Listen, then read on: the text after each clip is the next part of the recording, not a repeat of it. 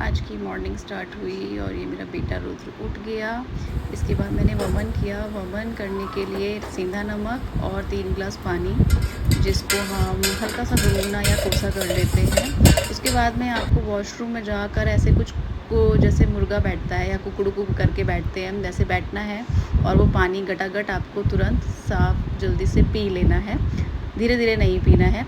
इसके बाद आप एग्जैक्ट खड़े होकर 3 उँगलियाँ मुँह में डालकर और सारा पानी निकालेंगे, जिसकी वजह से आपका जो स्टमक है वो पूरा क्लीन हो जाएगा।